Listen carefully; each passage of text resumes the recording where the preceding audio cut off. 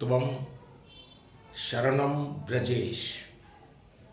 खबर one news channel के सभी श्रोताओं को वाणी गुरु का नमस्कार।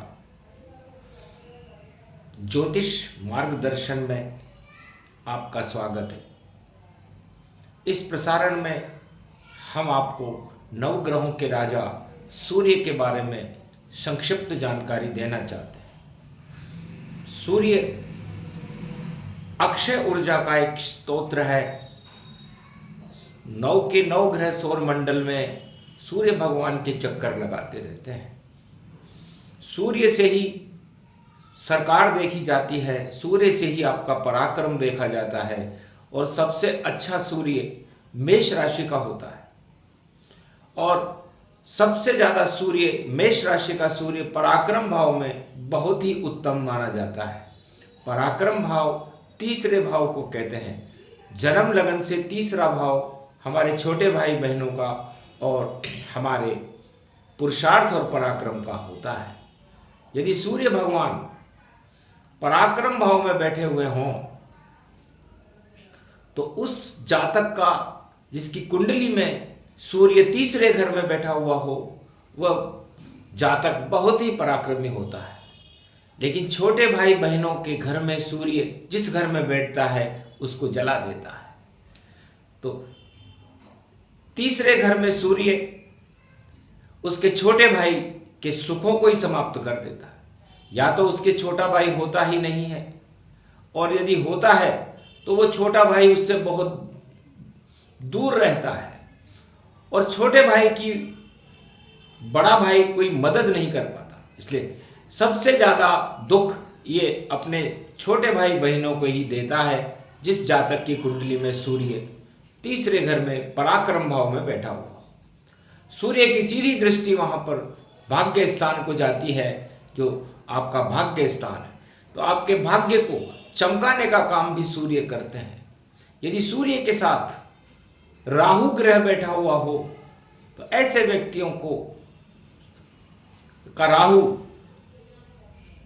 उस जातक के फेफड़ों में खराबी कर देता है, क्योंकि सूर्य श्वसन क्रिया का और प्राणवायु का स्रोत है। बुध यानी प्रकृति से मिलकर सूर्य प्राणवायु बनाता है जिसे ऑक्सीजन कहते हैं। और यदि वहां पर राहु बैठ जाए, सूर्य के साथ राहु कहीं भी बैठा हुआ हो कुंडली में, ऐसे जातक फेफड़े और श्वास रोग से ग्रसित रहते हैं, हृदय रोग से ग्रसित रहते हैं। और सूर्य और राहु के साथ यदि गुरु बैठ जाए तो ऐसा व्यक्ति उसका पराक्रम और ज्यादा हो जाता है और उसकी कुंडलिनी जागृत हो जाती है। बड़े बड़े महापुरुष, महायोगी और महान संत हुए, उनकी कुंडली में सूर्य, गुरु, राहु और मंगल के योग थे। तो बड़े पराक्रमी होते हैं वो, क्योंकि राहु कुंडलिनी को जागृत कर देता है और सूर्य उस पराक्रम को बढ़ा देता है। तो ऐसे योगी, ऐसे महापुरुष जिनका नाम संसार में रोशन होने लगता है। इसे जिसकी कुंडली में राहु भी पराक्रम भाव के अंदर अपना विशेष स्थान रखते हैं और सूर्य और राहु और गुरु और राहु, क्योंकि नवा घर बृहस्पति का ही होता है और गुरु और राहु जिसकी कुंडली में होते हैं वह व्यक्ति अपने जीवन के प्रारंभिक काल में बहुत दुख पाता है और उसके दुख असहनीय होते हैं। पेट में उसको दर्द रहता है और झूठ बोलने में माहिर होता है और अपने पूरे जीवन के अंदर उसके जीवन में इतने उतार चढ़ाव होते हैं कि वह अपने जीवन को स्थिर कर ही नहीं पाता।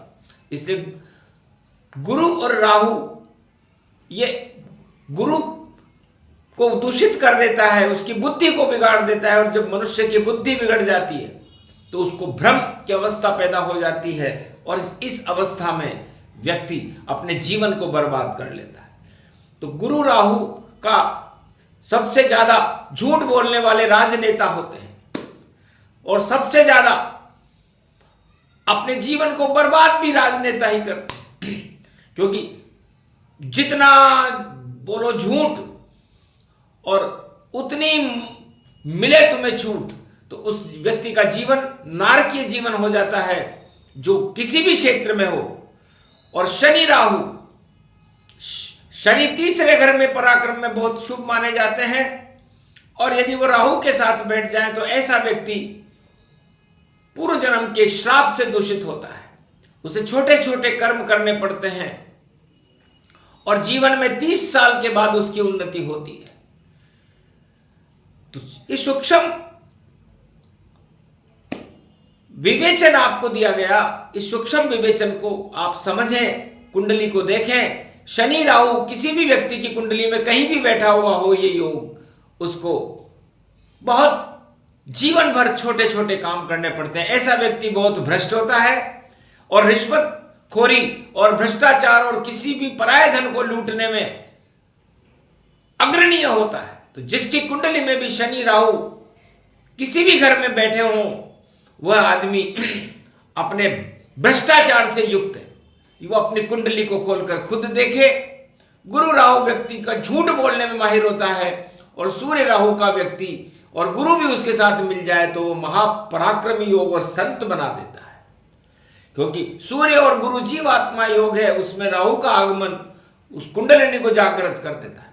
कुंडलिनी जागृत करने के लिए राहु की विशेष जरूरत पड़ती है, और 1, 5 और 9 ये धर्म क्षेत्र की राशियां हैं। यदि इनमें ये योग बन जाए या राहु बैठ जाए तो उस व्यक्ति की कुंडलिनी अपने आप जागृत हो जाती है। तो कुंडलिनी जागृत करने के लिए आप अपनी कुंडली के अंदर 1, 5, 9 में यदि गुरु राहु,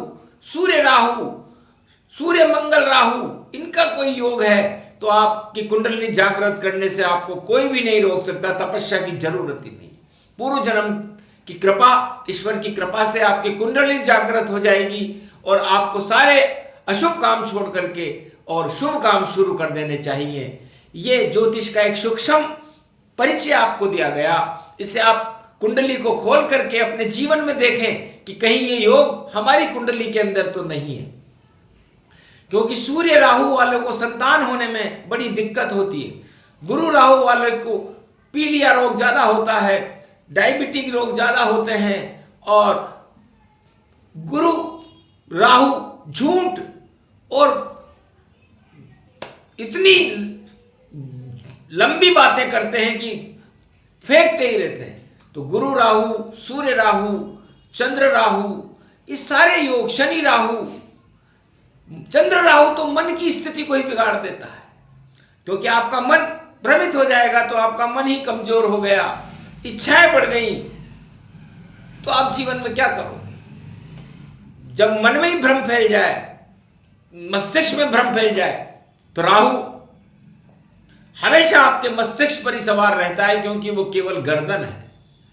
इसलिए जिसके राहु खराब हो रहा हो, उसे गणेश जी की आराधना करनी चाहिए, और गणेश को अपना आराध्य देव बना करके और उनसे प्रार्थना करनी चाहिए। तो ये योग गणेश भगवान की कृपा से दुख और दरिद्र का नाश करके गणेश जी रिद्धि सिद्धि के भंडार भर देते हैं।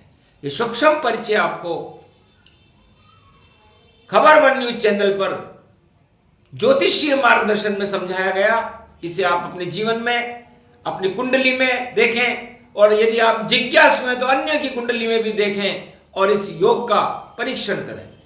जय श्री कृष्ण।